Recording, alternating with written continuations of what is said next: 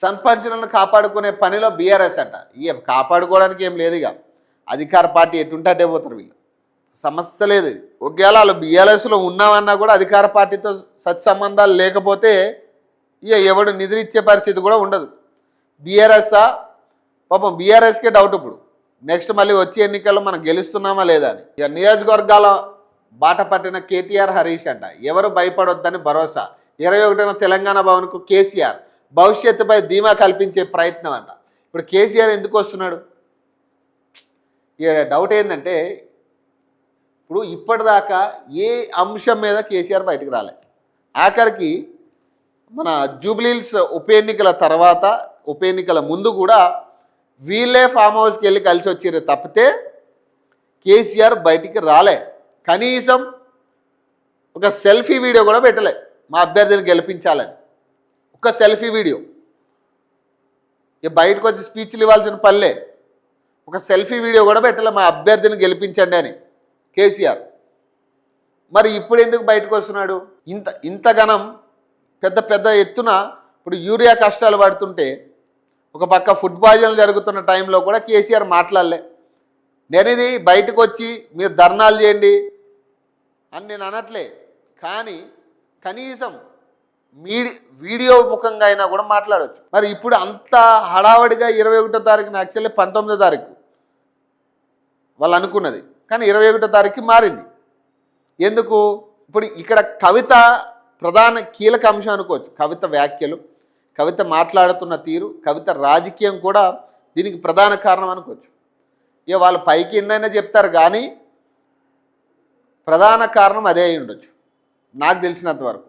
ఇప్పుడు ఈ ఎమ్మెల్యేలు అందరినీ చక్కబెట్టుకోవాలి. ఇప్పుడు పాపం కూతురు అన్న తర్వాత మరి ఇప్పుడు దోచుకోలేదనే కాడికి ఏం లేదు, చెప్పడానికి కూడా లేదు దోచుకోలేదని. వాళ్ళు దోచుకున్నారు, వీళ్ళు దోచుకున్నారు. కానీ ఆమె చేస్తున్న వ్యాఖ్యలు, ఆధారాలు ఇవన్నీ చాలా వ్యతిరేకం అవుతూ ఉన్నాయి బీఆర్ఎస్. పాపం దీని మీద ఏం చేయాలో పరిస్థితి అర్థం కావట్లేదు. ఇప్పటికే ప్రజల్లో ఉన్న నమ్మకం పోతూ ఉంది ఇంకా. ఎందుకంటే కేసీఆర్ బయటకు వచ్చి మాట్లాడట్లే, సమస్యల మీద మాట్లాడట్లే. ఎటు చూసినా కేటీఆర్, హరీష్ రావు తిరుగుతూ ఉన్నారు. కానీ వాళ్ళకి ఇప్పుడు మొదట ఉన్నంత ఆదరణ ఇప్పుడు కేటీఆర్, హరీష్ రావుకి లేదు. వాళ్ళు కేవలం ఒక నాయకులు అయిపోయారు. ఇప్పుడు ప్రజల దృష్టిలో ఒక నాయకులు అయిపోయారు. వాళ్ళ ముఖ్య నాయకులుగా భావించట్లే ఎవరు. కేటీఆర్ వస్తున్నారంటే కేటీఆరే కదా అనే కాడికి వెళ్ళిపోయింది. ఇప్పుడు వీళ్ళు ముందుగా కాపాడాలి. ఇక బీఆర్ఎస్ని ఎంతో కొంత ముందుకు తీసుకెళ్లాలంటే మాత్రం కేసీఆర్ రావాల్సిందే. మరి ఆయన రావట్లే. ఇప్పుడు కవిత చూస్తేనేమో ఇక ఇప్పుడు దాకా మళ్ళీ ఇంత కష్టపడి 2 ఏళ్ళుగా తీసుకొచ్చిన అంతో ఇంతో ఆ బీఆర్ఎస్ పార్టీ ఉంది అనే కాడికి తీసుకొచ్చిన స్థాయి నుంచి మళ్ళీ ఒకసారే సడన్ ఫాల్ అయింది బీఆర్ఎస్ పార్టీ గ్రాఫ్. వాస్తవం మాట్లాడుకోవాలి. అది కేసీఆర్ కవిత గారు మాట్లాడబట్టి బీఆర్ఎస్కు ఇప్పుడు ఇబ్బందులే పడుతున్నారు. ఏ పార్టీ సపోర్ట్ ఉందా లేకపోతే ఇంకోటా అనేది పక్కన పెడితే ఆమె మాట్లాడబట్టి ఇప్పుడు ఇబ్బందులు పడుతూ ఉన్నారు నాయకులందరూ. నెక్స్ట్ ఎవరి గురించి మాట్లాడతారో తెలియక. ఆల్రెడీ మాధవరం కృష్ణారావు గారి గురించి ఆ చిట్టాలన్నీ ఇప్పింది, అవి అయిపోయినాయి. ఇప్పుడు మల్లారెడ్డి గారు తర్వాత కుత్బులాపూర్ ఎమ్మెల్యేని వాళ్ళను కూడా విమర్శించింది. కానీ వాళ్ళు ఎక్కడా కూడా ప్రెస్ మీట్ పెట్టలే, మాట్లాడలే. ఎందుకు మాట్లాడలే?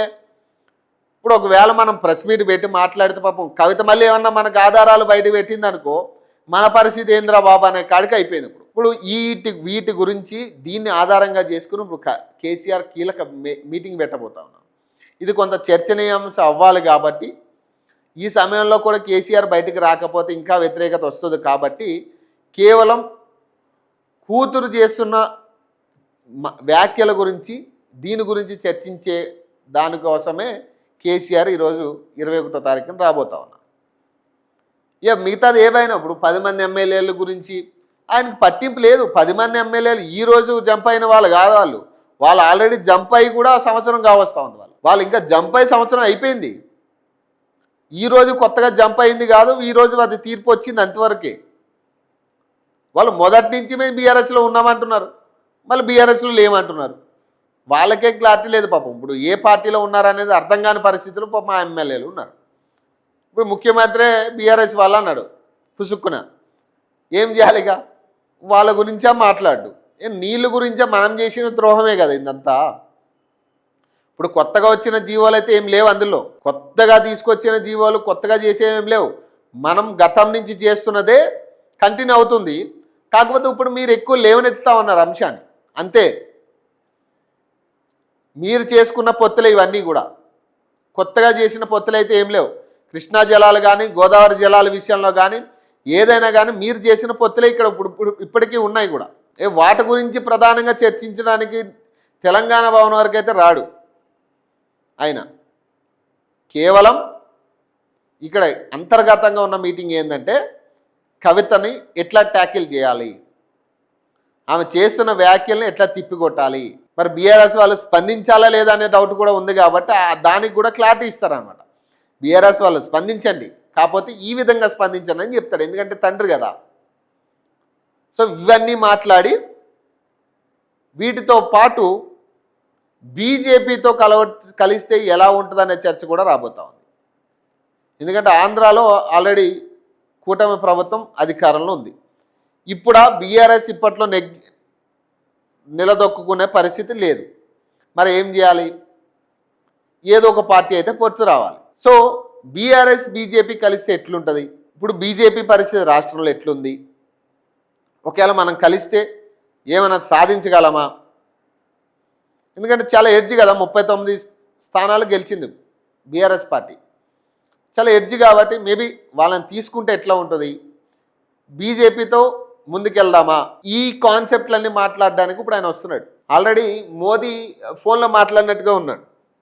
ఆరోగ్యం ఎట్లుంది, ఎప్పుడూ లేనిది పాపం మొట్టమొదటిసారి అనుకోండి కేసీఆర్ ఎలా ఉన్నారు, ఆరోగ్యం జాగ్రత్తగా చూసుకోమనండి, ఇవన్నీ నేను ప్రత్యేకంగా చెప్పానని ఆయనకు చెప్పండి.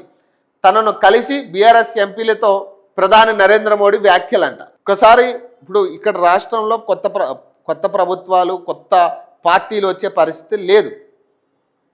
ఏ పార్టీ వచ్చినా కూడా నిలదొక్కునే పరిస్థితులు ఇప్పుడు తెలంగాణ లేదు.